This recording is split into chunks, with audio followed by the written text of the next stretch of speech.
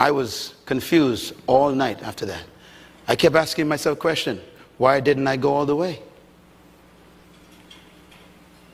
And the answer I got was simple: you're trained to limit yourself. Isn't it amazing that you buy a car that can travel 150 miles per hour, 180 miles per hour, and then the same country that sells the car to you puts up a sign, 50. No, you never thought about that. That's a problem. Yeah, see, Ford Motor Company makes the car to make 180, and then they make sure you only can travel 50.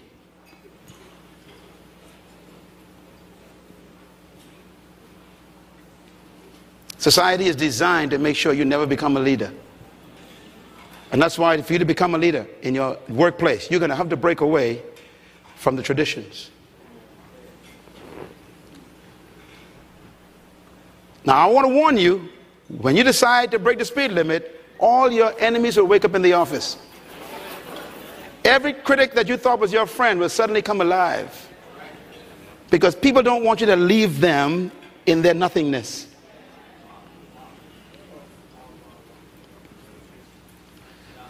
You can't lead from behind. I never forget, one day I was up in South Dakota speaking at a church. Big meeting in the middle of this field where all these farms are. And they took me into town. I'd never seen so many, milk farms. And I saw a whole herd of cows, going down the side of the road on the field. And I noticed that there was no one leading, just kind of a bunch of cows, cows just kind of walking. And they were all behind each, the ones behind. And I realized that the guys behind, all they saw was hips. Anyhow, y'all are slow. See, what a way to live life, just seeing somebody's rump.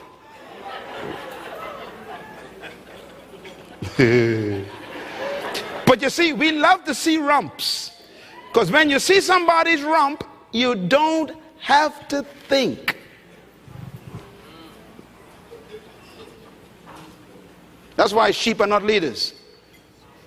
They follow the sheep hips in front of them. But when you're out front, ain't no hip to follow. You got to design your course. And that takes boldness and risk. It takes all kinds of challenging commitment to decide where you want to go in life out front. Please write this down. Having the leadership spirit means that you are naturally created to lead. But the mentality is what wakes it up. And here I am at age 13, hiding in the bush. Some of you in this room look just like that. You are powerful, but they got you in the bush. The social environment is just making you afraid to come out and take what's yours in life. I put it to you this way. There was a story of a man. His name was Caleb. Caleb was the man in the bush until he ran into his creator and his mentality was changed. And here's what Moses said, what God said to Caleb. Caleb and Joshua were the only two guys in the Bible who went to the dream that God gave the whole country. Everybody else died in the desert. And you remember Moses told a story. The story is about Moses. He told the 12 tribes to choose a leader. He took the leader and sent the 12 leaders into the land that they were going to check it out. And the text says that when they went into the land to check out the land that was already theirs according to promise, they all came back, and 10 of them told Moses that the land they saw had big giants in them. And then they also told Moses that we were like grasshoppers in their eyes. Now, they never talked to the giants to find out if that's what the giants thought about them. Let me say that slow. You missed that. They went into the land to check it out. It was already theirs. They saw some people in the land. They came back and told Moses, the people are like giants. And then they said, and we are like grasshoppers in their eyes. How did they know that? You are the way you see yourself.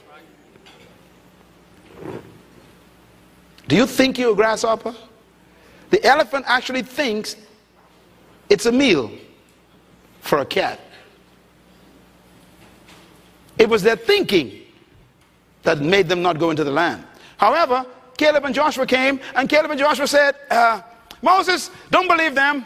We are well able to take the land. The people, oh, they're nothing. We can knock them off. The farms, matter of fact, then they said, the farms are beautiful. The grapes are big. I mean, all the cattle, man. Hey, Mo, let's go get them. The attitude was different. And here's God's response to Caleb and Joshua. He says, because my servant Caleb has a what? Different spirit, small s means attitude, and follows me wholeheartedly, I will bring him into the land. In other words, the only difference between the 2 and the 10 was attitude. They saw the same thing, they saw the same people, they saw the same land, but their perceptions were different based on their belief system. That's what makes a leader a leader. The mindset of a leader is what changes his attitude toward life and himself. Write this down. Caleb possessed the spirit of leadership, which is attitude.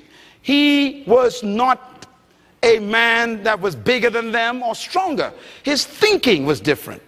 And that was the only distinguishing factor that the Creator said made the difference. Read that verse again. He says the only difference was their spirit was different. And the word there means attitude. It's a small s. Now, mentality can do that to you. Look at that beast. Isn't that a proud looking creature?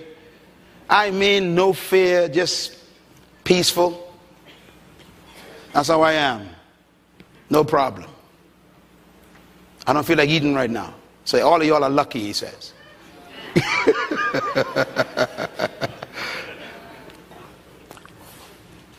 The spirit of leadership refers to attitudes, mentality, and mindset. And it is required for leadership. Therefore, without the spirit of leadership, the leadership spirit remains dormant. And this is a very important point as we bring this wonderful day to a close. The spirit of leadership is necessary for the leadership spirit to come forth.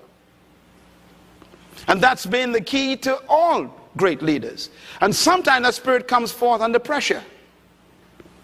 Many leaders in history are products of circumstances that force them to think differently.